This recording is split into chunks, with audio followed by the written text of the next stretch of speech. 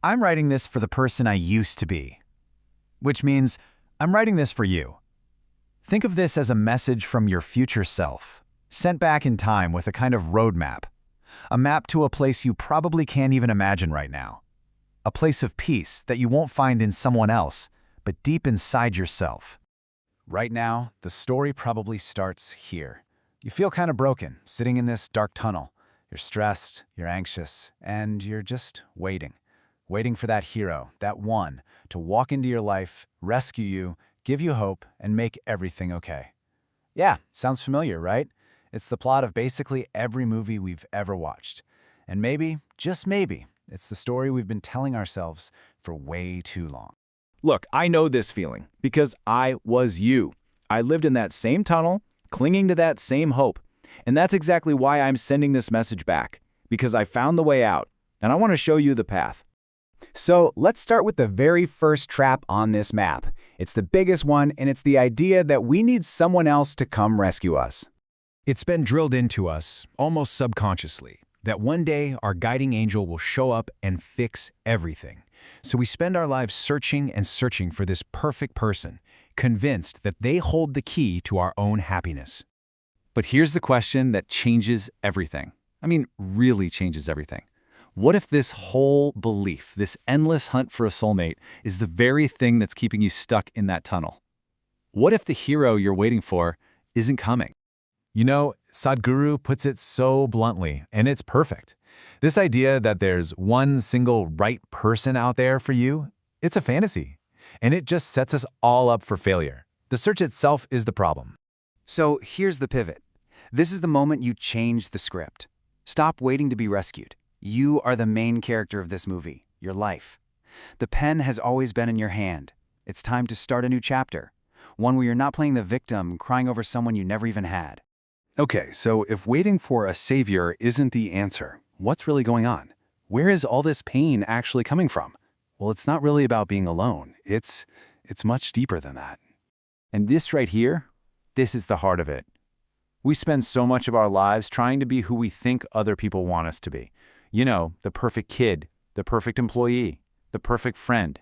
And the gap between who we really are and the person we're performing as, it just gets wider and wider. Until one day, you look in the mirror and you have no idea who that person is staring back at you. And that is the real meaning of loneliness. It has nothing to do with how many people are around you. It's an internal thing. It's that feeling you get when you're in a crowded room, but you've never felt more alone, because the one person you've completely lost touch with is yourself. In that race for everyone's approval, you lost you. I mean, think about it, right? You've got a version of you for your boss, a different one for your partner, another one for your friends. It's like having a million different masks, 100 tabs open on your computer at all times. Eventually, the whole system just crashes, and the real you, your true self, gets buried under all those layers. And this leads to such a deep, strange kind of ache. You might not even have the words for it, but you felt it. That powerful feeling of missing someone, but the person you're missing is the you that you used to be, before you tried so hard to be someone else. So, how do we get back? How do we find that person again? This next part is the most important part of the journey. This is the actual map home. It really boils down to two simple, but not easy steps. First, you have to get to know yourself. Like really know yourself. What do you actually believe? What do you value? And second, you have to accept everything you find. All of it. The good, the bad, all of it. And let's just be crystal clear. This is not the self-love you see on Instagram. It's not about bubble baths and fancy face masks. Real self-love, true self-acceptance, is about looking at your entire self, the messy parts, the complicated parts, the dark side, and making the choice to love that person anyway.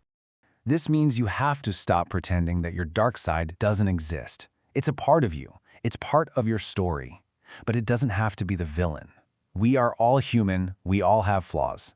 And real freedom isn't about becoming perfect, it's about becoming whole. And please, be patient with yourself. This is not a one-and-done kind of thing. Getting to know yourself isn't a weekend project. You are evolving every single day. With every book you read, every song you hear, every new thought that crosses your mind. This is a lifelong journey of becoming. And here's the magic. When you actually start walking this path, when you truly start to come home to yourself, something amazing happens. That loneliness that you are so desperately running away from, it starts to transform into something else entirely. This quote says it all, doesn't it? It's the ultimate truth. Once you genuinely, truly like your own company, being alone stops being a punishment. It becomes a gift. It becomes a luxury. It becomes solitude. And when you find that happiness inside yourself, your relationships with other people completely change. They're no longer about needing someone to complete you or save you. Instead, you connect with people from a place of wholeness, of fullness, simply to share the joy that you already have. And I just love this bit of wisdom from Sadhguru because it's so liberating. It just takes all the pressure off. Instead of this impossible search for a perfect person, you realize that everyone has their own nonsense.